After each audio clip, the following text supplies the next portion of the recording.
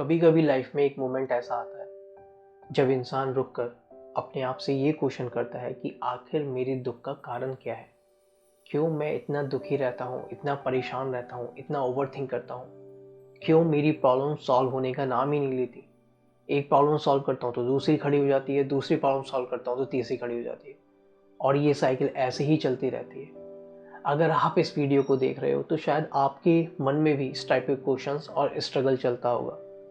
आपने भी बहुत लोगों को समझाने की कोशिश करी होगी लेकिन नहीं समझा पाए होगे और अंदर ही अंदर परेशान होते रहे होगे, क्योंकि ये जो चीज़ है ये हमारे अंदर का स्ट्रगल है, हमारे माइंड का स्ट्रगल है, जिसको कभी किसी ने समझाने की कोशिश ही नहीं करी, या ये बोलो कि छुपाया गया है जानबूझ के। हमें स्कूल्स में साइंस, मैथ, केमिस्ट्री हर चीज़ सिखाई गई, लेकिन जो माइंड है जिसको लेकर हम जी रहे हैं, फील कर रहे हैं, रिएक्ट कर रहे हैं, चीज़ों को समझ रहे हैं, उसके बारे में कभी किसी ने नहीं सिखाया। और यही रीज़न है कि हम एंजाइटी को, डिप्रेशंस को, स्ट्रेस को, ओवर थिंकिंग को, एंगर को, जेलिसी को, कंपैरिजन को, इन सब चीज़ों को इतना बड़ा कर देते हैं जिससे वो चीज़ें हमारी लाइफ को धीरे धीरे डिस्ट्रॉय करती चली जाती है। और हमारी जो रियल पीस है, रियल क्लैरिटी है, जो हैप्पीनेस है, वो हमसे बहुत दूर होती चली जाती है। इसलिए आज ये जो सीरीज़ है ये बनाई जा रही है जिसका नाम है बुद्धा साइंस ऑफ माइंड, कि कैसे बुद्ध ने ये जो माइंड है, माइंड का जो साइंस है, उसको समझा और क्या क्या उन्होंने ऐसी बातें शेयर करी जिससे हम माइंड के करीब पहुंचते चले जाएंगे और माइंड की जो कंसेप्ट्स है, माइंड की जो अंडरस्टैंडिंग है वो भी गहरी होती चली जाएगी।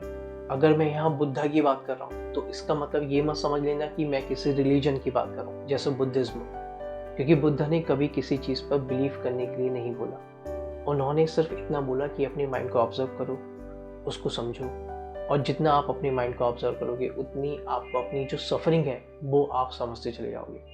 क्योंकि बुद्ध ने माइंड को एक साइंटिफिक तरीके से समझा। उन्होंने जो दुख है उसको ब्रेक डाउन किया और एक प्रैक्टिकल सॉल्यूशन दिया जिसका नाम था विपासना। विपासना कोई रिलीजन नहीं है, विपासना कोई मोटिवेशनल टेक्निक नहीं है, विपासना कोई बिलीफ सिस्टम नहीं है।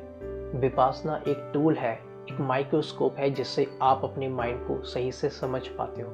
इस सीरीज में हम स्टेप बाय स्टेप माइंड की जो साइंस है उसको डिकोड करेंगे, जहां हम बात करेंगे शिला, माइंड को शुद्ध करने का साइंस, समाधि, फोकस और अटेंशन, पान्ना, रियलिटी को जैसी है वैसी देखना, वेदना, सेंसेशंस का मैकेनिज्म, अनिच्छा, चेंज का ट्रुथ, राग द्वेष, रिएक्शंस का साइकिल, संस्कार, माइंड की conditioning and liberation, real inner freedom.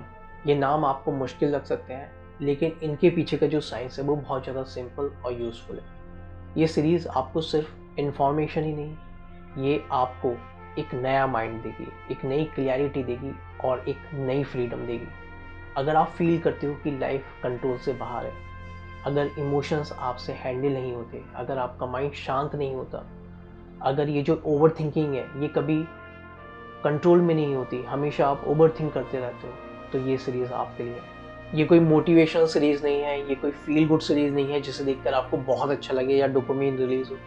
ये एक प्रैक्टिकल इनर साइंस है जिसको समझकर आप अपने बिगेस्ट एनिमी जो है आपका रिएक्शनल माइंड, उसको समझ सकते हो और उसके ऊपर मास्टरी कर सकते हो। मैं सिर्फ आपसे एक ही रिक्वेस्ट करूँगा, इस सीरीज़ को बुद्धा के नाम से मत देखना, किसी रिलीजन्स के बेसिस पर मत देखना, किसी बिलीफ सिस्टम के बेसिस पर मत देखना। इस सीरीज़ को प्योर एक साइंस के बेसिस पर, एक एक्सपेरिमेंट के बेसिस पर हमें देखना है, इनर जर्नी के बेसिस पर देखना है।